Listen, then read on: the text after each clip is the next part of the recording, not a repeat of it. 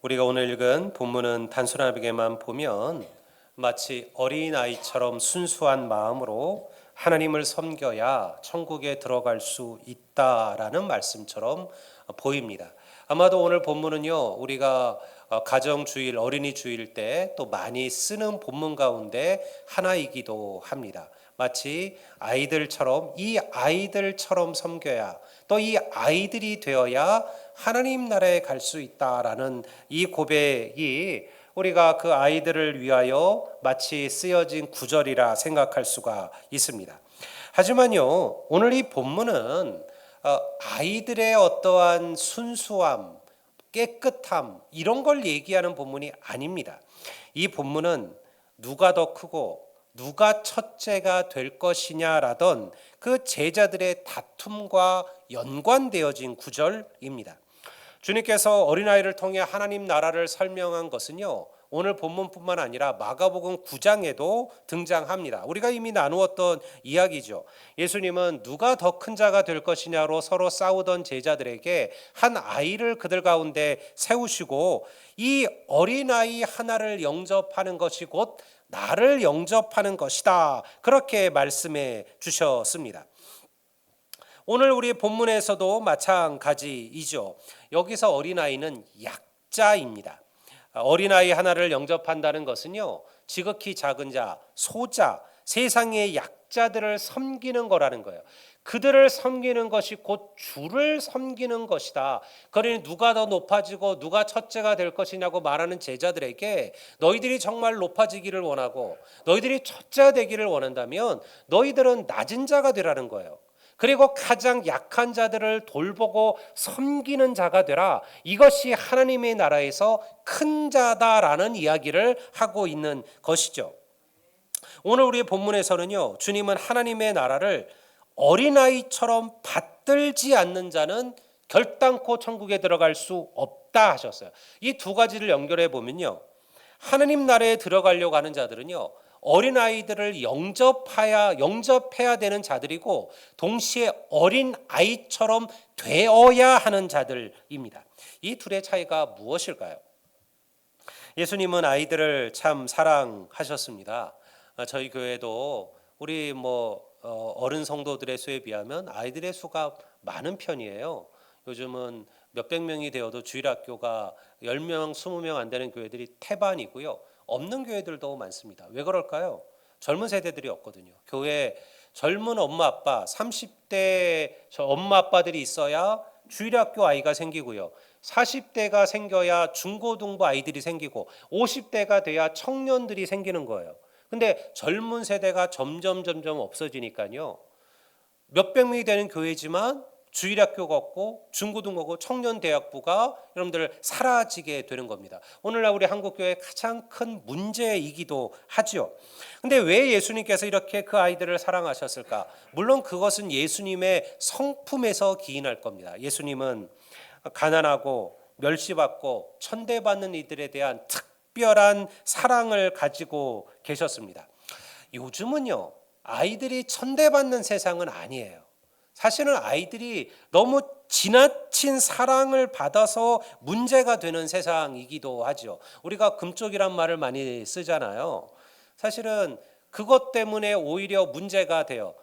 지금은 사랑을 베풀고 아이들 하고 싶은 대로 다 해주는데요, 부모가 평생 그 옆에 있을까요? 부모가 평생 그 아이를 그렇게 돌봐줄 수 있나요? 그 아이가 장년하고 나서도 그때도 스스로 서지 못하게 만드는 게 사실은 때로 부모의 그 지나친 사랑일 때가 있습니다. 그러나 주님이 계시던 시절의 어린아이들은요, 달랐어요. 그 아이들은 공적인 숫자 속에 포함되지도 않는 비천한 숫자였습니다. 사람의 수를 셀 때요, 아이들의 수는 세지 않았어요. 의미가 없다라고 본 거예요. 그 아이들은 아무런 도움이 되지 않는다라고 생각한 것이죠. 부모들이 마음대로 할 수 있는 존재였습니다. 그러니 제자들이 아이들을 받아들이지 않은 이유가 명확합니다. 예수님은 어린아이들을 사랑하셨지만요, 그 사랑이 그저 작고 그리고 귀여운 생명에 대한 사랑이 아니었어요. 어린아이에 대한 주님의 사랑은요, 세상의 약한 자들, 고통받는 자들, 가난한 자들, 억압받는 자들에 대한 하나님의 한없는 사랑을 우리들에게 가르쳐주고 있는 거예요. 오늘 본문에 나온 어린아이들은요, 부모의 손에 이끌려 예수님께 나옵니다. 그 부모들은 메시아라 불리는 예수님께 자기 아이들을 축복해 주기를 바라고 데리고 왔어요. 여기서 어린아이는요, 우리가 생각하는 이 유초등부의 아이들을 말하는 게 아니라 갓난아이를 말하는 거예요. 갓난아이들. 아이들이 엄마들이 가슴에 이렇게 품고 오는 아주 어린아이들, 5살 미만의 아이들을 성경에서 말하는 이 어린아이에 해당됩니다. 그런데 왜 제자들은 어린아이가 예수님 앞에 나아가는 것을 가로막았을까요? 금지했을까요? 그들은 이렇게 생각했을 겁니다. 아니, 그나마 예수님이 피곤하신데 할 일도 많고 만날 사람들도 많은데 그 아이들을 데리고 예수님의 시간을 뺏는 그 부모들을 이 제자들은 좋게 여기지 않았다라는 거예요. 당시에 주님을 만나려는 사람들이 얼마나 많았을까요? 주님은 당시에 말 그대로 슈퍼스타였잖아요. 수많은 이들이 주님을 만나기를 바랬어요. 주님을 미워하는 이들도 많았지만요, 주님을 위대하게 여기고 그를 선지자로 여기고 랍비로 여기고 그의 말씀 한마디를 듣기를 원하는 사람들도 너무나 많았습니다. 근데 그 귀한 시간을 이 쓸모없는 아이들이 빼앗아 간다라고 생각했던 거죠. 그들이 보기에는 아이들은 그저 미천하고 중요하지 않은 존재였을 뿐입니다. 이것이 예수님과 바로 그들의 차이입니다. 예수님은 사람을 귀히 여기셨지만요, 제자들은 일을 중요시 여겼습니다. 우리가 항상, 제가 오늘 우리 장로님들 첫 우리 당회, 또 우리 최장로님의 또 마지막 당회를 우리가 함께 했는데요, 제가 잠깐 그런 얘기를 했어요. 항상 조금 사랑이 많은 또 섬김이 많은 그런 당회, 그런 장로님이 됐으면 좋겠다. 우리 교회가 세워진 이유가 무엇일까요? 교회는요, 일하라고 세워진 곳이 아닙니다. 교회, 하나님께서 우리들을 이 땅에 보내셨을 때 일하라고 보내신 게 아니에요. 일하다 죽으라고 보내신 게 아니에요. 여러분, 하나님은 우리를 서로 사랑하라고 이 땅에 보내신 줄로 믿습니다. 그래서 우리가 가정을 만들잖아요. 왜 열심히 일합니까? 왜 좋은 직장 가려고 합니까? 결국은 내가 사랑하는 사람들을 돌보고 섬기고 그 사랑을 함께 나누려고 우리가 그 일들을 하는 거 아니에요. 근데 교회가 일하다가 사람을 놓칠 때가 많습니다. 교회가 일하다가 사람에게 상처 줄 때가 많아요. 여러분, 그런 일은 안 하는 게 나은 거예요. 그래서 제가 예전에도 얘기했잖아요. 지금 우리 식당 봉사가 쉽지 않은 일입니다. 누군가의 섬김과 헌신이 필요합니다. 근데 여러분들, 어느 순간 더 이상 그 일이 너무 버겁고 그 일 때문에 누군가 상처받고 그 일 때문에 누군가 믿음에 흔들리면요, 그러면 뭐 방법이 없는 거죠. 그때는 식사 안 하는 겁니다. 그러면 되는 거예요. 여러분, 그게 중요한 거 아닙니다. 여러분, 우리가 사실은 하나님 앞에서 교회를 하나님 세우신 이유가 무엇일까요? 교회가 화려한 교회를 건축하고 수양관 짓고 성도들이 죽은 다음에 들어갈 묘지를 세우고, 이것이 교회가 할 일인가요? 여러분, 그런 교회들도 많습니다. 그 많은 물질을 가지고 여러분 수양관을 세웁니다. 그리고 어딘가에 또 성도들의 납골 땅을 묘지를 만들지요. 그리고 자랑합니다. 우리 교회에 나오면 죽은 다음에 다 우리 묘지에 들어갈 수 있다라고 그렇게 이야기하죠. 그런데 하나님께서 우리에게 이 땅에 교회를 보내신 이유가 그것일까요? 여러분, 하나님은 우리 교회가, 하나님의 교회가 사람을 사랑하는 교회가 되기를 바라심을 믿으시기를 주의 이름으로 축원합니다. 이것이 하나님의 마음이에요. 하나님은요, 아이들이 주님께 도움이 되지 않음을 주님도 아시죠. 그 아이들이 주님께 나오면서 무슨 명품 가방 들고 나오겠습니까? 무슨 봉투를 들고 주님께 나올까요? 그 아이들이 주님께 아무런 도움이 되지 않아요. 하지만 주님은요, 그 아이들 그 자체를 사랑하신 것이죠. 주님은, 주님 안에 우리 교회에 계셨다면 분명히 그러하셨을 겁니다. 여러분, 무엇보다 한 생명을 사랑하시는 주님의 마음을 본받는 우리 모두가 되기를 주의 이름으로 축원합니다. 아이들을 데리고 온 부모님들을 가로막고 있는 제자들을 보고 주님은 어찌하셨을까요? 14절 15절을 한번 제가 읽어보겠습니다. 이렇게 성경은 기록합니다. 예수께서 보시고 노하시어 이르시되 어린아이들이 내게 오는 것을 용납하고 금하지 말라. 하나님의 나라가 이런 자의 것이니라. 내가 진실로 너희에게 이르노니 누구든지 하나님의 나라를 어린아이와 같이 받들지 않는 자는 결단코 그것에 들어가지 못하리라. 성경에 보면요, 주님께서 노하셨다 얘기합니다. 이 노하다는 말의 정확한 어원은 뭐냐면요, 매우 분노하셨다, 극히 분노하셨다라는 뜻이에요. 주님께서 이것을 보고 매우 분노하셨다라는 거예요. 근데 사실 이게 뭐 그렇게까지 분노하고 화내실 만한 일은 아닌 것처럼 보이잖아요. 여러분, 이 노함은 단순히 어린아이들을 막은 것에 대한 노함이 아닙니다. 주님의 말씀을 여전히 깨닫지 못하는 그 제자들의 완악함에 대한 주님의 분노였습니다. 주님은 계속해서 섬김과 낮아짐과 희생을 얘기하셨죠. 지금이 무슨 길입니까? 지금이 우리가 읽고 있는 이 9장 10장은 다 지금 예수님께서 예루살렘으로 내려가는 길, 그리고 예루살렘에 도착하여서 일어나는 일들을 기리고 있어요. 그럼 왜 내려가셨어요? 십자가에서 죽기 위하여 내려가신 거예요. 그 이야기를 벌써 주님께서 예루살렘을 가는 도중에 제자들에게 2번이나 얘기했어요. 내가 예루살렘에 가면 내가 십자가를 지고 죽을 것이다. 죽을 것이다. 그런데도 여전히 제자들은요, 누가 더 크냐, 누가 더 높아지냐, 이것으로 싸우고 있는 거예요. 누가 예수님의 오른편에 서고 누가 예수님의 왼편에 앉을 것이냐, 이것이 그들의 관심사였다라는 거죠. 여러분, 만약 제자들이 이 아이들을 봤을 때 이 아이들이 아니라 다른 애들이었다면 그렇게 막았을까요? 만약 아이가 아니라 명망 있는 누군가가 큰 예물과 혹은 음식과 물질을 가지고 예수님을 뵙기에 나왔더라면 그들이 그때도 안 돼요라고 얘기했을까요? 그렇지 않았을 겁니다. 제자들이 어린아이들을 막은 이유는요, 그 아이들이 자신들에게 아무런 도움도 되지 않는다라고 여겼기 때문입니다. 오늘날 교회 안에 가난한 이들이 점점 사라지고 있습니다. 아픈 이들, 병든 이들이 사라지고 있습니다. 장애를 가진 이들이 교회를 나오지 않고 있습니다. 교회가 비슷비슷한 이들이 모이는 곳이 되어가고 있고요. 교회가 어떤 이들의 비슷한 이들의 친교 공간이 되어져 가고 있습니다. 사실 교회는요, 다양한 이들이 모여야 되는 곳이었어요. 부자가 있고 가난한 자가 있었습니다. 병든 자가 있고 건강한 자도 있었습니다. 주인도 있고 노예도 있었습니다. 여러분들, 건강한 이들도 있고 장애를 가진 이들도 있었어요. 그런 이들이 교회 안에서 하나님의 사랑으로 하나가 되었던 것이 교회였습니다. 그런데 우리가 점점 그러한 교회를 찾기가 어려워지고 있다라는 것이죠. 그래서 주님께서 그들을 보고 충격적인 말씀을 하신 거예요. 그들이 그렇게 아무 가치 없고 쓸모없어 보이는 어린아이들을 무시했는데 주님은 뭐라고 말씀하셨어요?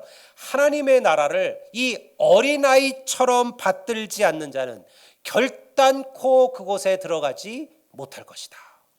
그들이 우습게 여기는 그 어린아이가 되어야 하나님의 나라에 들어갈 수 있다라고 말씀하시는 거예요. 그러면 주님이 말씀하신 이 어린아이의 순수함, 깨끗함, 티 없음, 맑음을 이야기하는 걸까요? 여러분, 우리가 어린아이처럼 깨끗하고 순수하고 티가 없어야 천국에 들어갈 수 있다라는 것일까요? 뭐 그렇게 해석했던 해석들도 있었습니다. 근데 그렇지 않습니다. 예수님 당시에 어린아이에 대한 인식은요, 그런 인식이 절대 아니었어요. 성경은 어디에서도 어린아이를 순수하다더니 깨끗하다니 혹은 평화의 의미로 사용하지 않습니다. 여러분, 아이라고 해서 죄가 없을까요? 아이들이 다 순수할까요? 아이들도 욕심이 많아요. 여러분, 아이들이 얼마나 욕심이 많은데요.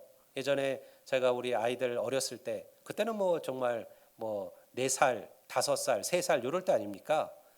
그래서 저희 집사람이 사과를 잘 이렇게 깎아서 아빠 갖다 주라고 큰 거 하나 푹 찍고, 애기니까 아직 입이 작잖아요. 너 먹으라고 작은 거 하나 찍어서 이렇게 두 손에 들려주면 걔가 어떤 걸 아빠를 갖다 줬을까요?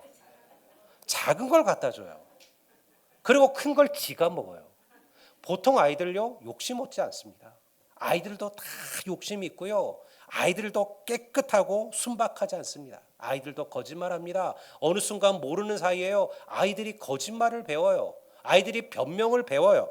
여러분, 아이들도 똑같아요. 우리 안에 있는 죄성이 아이들에게도 다 있다라는 거예요. 근데 우리가 그것을 대단치 않게, 아이들의 거짓말, 아이들의 욕심을 대단치 않게 여기는 이유는 무엇이냐면, 그것이 어른들의 욕심만큼 파괴적인 결과를 일으키지 않기 때문에 그런 거예요. 사과 큰 거 주고 작은 거 주고 요거 바꾸는 거 가지고 인생이 달라지지 않잖아요. 세상에 문제가 생기지 않잖아요. 근데 여러분, 사실은 어떤 학자가 그런 말을 해요.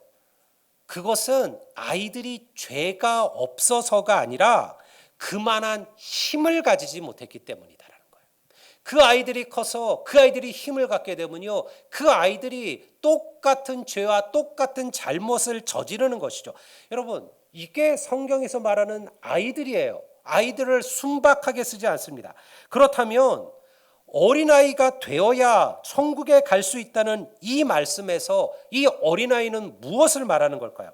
그렇다고 해서 어린아이의 죄악을 얘기하는 건 아닐 거잖아요. 우리 오늘은 이 본문이 계속해서 한 가지 주님의 가르침에서 이어지고 있음을 기억해야 됩니다. 주님은 누가 더 크냐고 싸우는 제자들에게 어린아이를 그 가운데 세우시고 이 아이를 영접하는 자가 주님을 영접하는 것이라 말씀하셨죠. 여기서 어린아이는 무엇일까요? 아무런 도움이 되지 못하고 오히려 누군가의 도움이 없이는 살 수 없는 연약한 한 인생, 소자, 작은 자를 상징하는 거예요. 주님은 주의 이름으로 귀신을 내어 쫓고 쫓던 어떤 이들을 금하던 제자들에게도요, 지극히 작은 자 하나를 실족하게 하면 차라리 맷돌을, 연자 맷돌을 그 목에 달고 바다에 던지는 게 낫다라고 말씀하셨어요. 여기서 말하는 지극히 작은 자도 마찬가지죠. 누군가의 도움, 누군가의 은혜가 없이, 긍휼이 없이, 자비가 없이 살아갈 수 없는 한 사람을 말하는 겁니다. 성경에서는, 구약에서는요, 그런 이들을 대표하는 자가 바로 고아와 과부와 나그네였어요. 그래서 하나님께서 구약에서 당신을 얘기하실 때 나는 고아와 과부와 나그네의 하나님이라. 여러분, 구약을 보면요, 이런 구절이 여러 번 등장해요. 하나님께서 나는 만물을 창조하고 세상을 다스리시고 세상을 지배하는 하나님이라 이렇게 얘기하지 않고요, 나는 고아와 과부와 나그네의 하나님이라 이렇게 자신을 설명하는 거예요. 왜 그럴까요? 하나님이 그런 이들에 대한 특별한 사랑과 관심이 있다는 걸 말씀하시는 거죠. 이것이 하나님의 백성들이 해야 될 사명이라는 겁니다. 어린아이는 스스로의 힘으로 생존할 수 없습니다. 부모에게 전적으로 의존하죠. 손도 제대로 움직일 수 없는 어린아이가 커서 장성할 수 있는 것은요, 전적으로 그 부모의 힘이에요. 그 부모의 노력이에요. 그 부모가 그를 도와주기 때문입니다. 생산적이고 경제적인 이익을 아이들은 만들어내지 못합니다. 스스로를 보호하지도 못합니다. 그런데 아이러니하게도요, 하나님의 나라에 들어가려면 이런 어린아이가 되어야 한다는 거예요. 내 힘으로 잘 살 수 있고, 내 능력으로 잘 살 수 있고, 내 지식으로, 내 경험으로 얼마든지 나는 문제없다라고 말하는 어른들은 하나님의 나라에 들어갈 수 없다라는 거예요. 영적으로 그러하다라는 것이죠. 오히려 오직 하나님의 은혜 없이는, 하나님의 도움 없이는 우리는 어찌할 수 없는 인생인다는 고백하는 이 어린아이와 같은 자가 여러분 하나님의 나라를 선물로 받게 될 줄로 믿습니다. 아무 능력도 없는 어린아이가 온전히 그 부모를 신뢰하고 모든 것을 맡기듯 그렇게 살아가는 이들이 하나님 나라에 들어갈 수 있다라는 거예요. 이 말씀은 부자에 대한 주의 말씀과도 연결되어지죠. 왜 예수님은 부자가 천국에 들어가는 것이 무엇이 어디로 들어가는 것만큼이나 어렵다? 낙타가, 약대가 바늘기로 가는 것만큼이나 어렵다. 물론 뭐 이 해석은요 좀 차이가 있어요. 이게 진짜 바늘기를 말한 거냐, 우리가 말하는 옷을 꼬매는 그 바늘의 그 바늘이냐, 이거는 어려울 정도가 아니라 불가능한 거죠. 그러니까 이거는 사실은 안 맞는다는 거예요. 그래서 또 다른 해석은 뭐냐면, 바늘기는 당시 예루살렘의 수많은 문들 가운데 하나였습니다.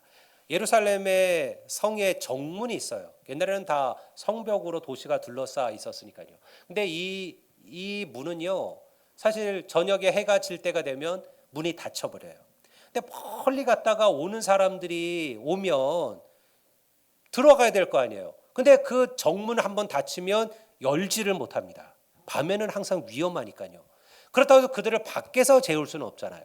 그래서 쪽문이 있었습니다. 작은 문이에요. 그래서 그 문이 무슨 문이냐? 바로 작다 그래서 바늘기라고 불리던 문이었어요.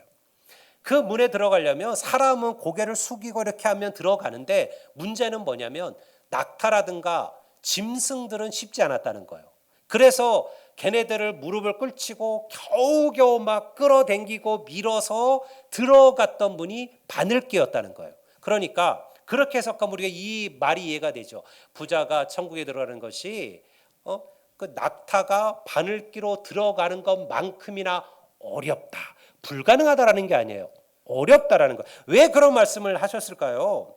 부자는요 자신의 가진 것을 의지하기 때문에 그렇습니다. 부자는요 하나님이 없어도 내 물질, 내가 가진 것으로 나는 잘 살 수 있다 여기기 때문이죠. 그러니까 그들이 하나님의 나라에 들어가기가 어렵다라는 거예요. 오늘날요 부자들이 예수 믿는 게 어렵습니다. 왜? 그들이 가진 물질들이 너무 재밌거든요. 세상이 즐겁거든요. 물질만 있으면 천국처럼 살 수 있거든요. 진짜 나중에 갈 그 천국보다 지금 이곳이 진짜 천국 아니야? 그렇게 생각할 수 있어요. 여러분, 우리도 그만한 돈이 있다면 아마 그렇게 살지 모릅니다.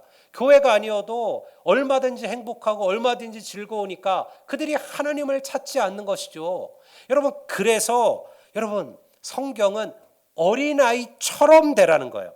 하나님의 은혜 없이는 한순간도 살 수 없는 인생임을 고백하며 하나님을 신뢰하며 바라보는 자, 바로 그들이 주님이 말씀하신 어린아이임을 믿으시기를 바랍니다. 믿음이 깊어지는 거는요 어른이 되는 게 아니에요. 아이가 되는 거예요. 내 믿음이 깊어지는, 하나님 앞에 우리가 어린아이가 되는 거예요. 여러분, 그래서요 우리의 믿음이 깊어지면요 오히려 하나님 앞에서 많이 웁니다. 우리가 성장하게 되면 눈물이 사라진다 그러잖아요. 어린아이 때는 자주 울어요. 툭하면 울어요. 안 사준다고 들어 누워서도 울고요. 배고프다고 울고요. 화장실 찜찜하다고 울고요. 계속 울어요. 근데 나이가 들면요 이제 덜 울게 돼요. 그리고 그거를 내가 어른이 되었다라는 거라고 생각을 하게 되는 거죠. 근데 여러분, 진짜 하나님의 은혜 가운데 사는 이들을 보세요. 항상 울어요. 말씀 듣다 울어요. 기도하다 울어요. 찬양하다 울어요. 자기를 생각할 때마다 눈물이 나요. 하나님의 은혜가, 하나님의 사랑이 얼마나 큰지 감격해요. 어린아이가 되는 거죠. 그 마음이 어린아이처럼 하나님을 바라보게 되는 거예요. 그러니 여러분, 남의 눈치를 보며 적당히 믿음의 자리를 지키는 어른이 아니라 오직 하나님을 의지하고 하나님을 갈망하는 어린아이의 믿음이 되는 것, 여러분, 이것이 믿음의 성숙이에요. 이것이 잘하는 거예요. 물질에 속한 자는 물질을 의지합니다. 권세에 속한 자는요 세상의 권세와 권력을 의지하며 살아갑니다. 하나님께 속한 자는 뭘까요? 하나님을 의지하며 살아가는 자들이에요. 하나님 앞에 어린아이처럼 선다는 것은요 하나님의 다스림, 하나님의 공급하심을 믿고 순종하는 거예요. 우리는 때로 염려스럽죠. 나의 남은 삶들이, 내 인생이, 나의 노년이 내가 문제가 없을지, 잘 살 수 있을지, 지금 내가 하는 기업이, 내가 하는 일들이, 내 자녀들이, 혹은 내 부모 형제들이, 나의 삶이, 나의 건강이 사실은 매사가 다 염려와 걱정일 수밖에 없어요. 그게 인생이에요. 우리가 생로병사라는 말을 쓰잖아요. 그런데요, 여러분, 그렇기 때문에 우리가 하나님을 의지하며 살아가는 겁니다. 우리에게 정말 필요한 것은요, 어린아이처럼 하늘 아버지에게 매달리는 것. 우리는 이것을 뭐라고 불러요? 기도라고 부르고 간구라고 부르는 거예요. 우리의 기도는 하나님께 어린아이처럼 나아가는 것입니다. 오늘 우리에게 필요한 것은요, 매일 매순간 나의 연약함을 인정하며 고백하며 살아가는 겁니다. 바울이 자신의 육체의 가시를 하나님께서 고쳐주기를 구해서 하나님께 구했을 때 하나님께서 이렇게 말씀하셨어요. 바울이 어떤 병인지는 모르겠지만 그가 하나님께 3번이나 기도했다. 내가 내 육체의 가시를 좀 고쳐달라고. 어떤 이는 그게 심각한 간질이었다라고 말하는 이들도 있고요, 눈병이었다 말하는 이들도 있고요. 우리가 알지 못하는 어쨌든 육체 때문에 받는 큰 고통이 이 바울에게 있었다라는 거예요. 그가 하나님께 내가 3번이나 기도했더니 하나님께서 내게 이렇게 말씀하셨다라는 거예요. 그게 고린도후서 12장 9절의 말씀이에요. 제가 한번 읽어보겠습니다. 나에게 이르시기를, 주님께서 지금 내게 이렇게 말씀하셨다는 거예요. 나의 은혜가 너에게 족하도다. 이는 나의 능력이 약한 데서 온전하여 짐이니라. 그러므로 도리어 크게 기뻐함으로 나의 여러 약한 것들에 대하여 자랑하리니 이는 그리스도의 능력이 내게 머물게 하려 함이라. 할렐루야. 저는 이게 어린아이의 마음이라고 생각합니다. 여러분, 내가 약하면요, 하나님을 찾습니다. 내가 강하면요, 내가 부족함이 없으면요, 내가 문제가 없으면요, 내가 이 세상에서 하나님 없어서 살아갈 수 있다 여기면요, 여러분, 그런 이들은 하나님을 찾지 않습니다. 혹은 하나님을 찾아도 적당히 관계를 두고 세상과 하나님께 발을 두고 살아가는 그런 이들로 살아갈 수밖에 없죠. 바울은요, 자신의 약함을 받아들여요. 약하기 때문에 더욱 하나님의 능력을 자랑할 수 있음을 알게 된 것이죠. 우리가 강하면 하나님이 역사하지 않습니다. 왜 하나님께서 기드온에게 300의 용사를 남기라고 했을까요? 1만 갖고 3만 갖고도 부족한데 적의 군대는요 10만이 넘었는데요, 3만으로 싸워도 부족한 군대인데 하나님께서 너무 많다고 하셨어요. 돌려보냈습니다. 10,000명이 남았습니다. 근데 하나님은 그래도 많다고 하셨습니다.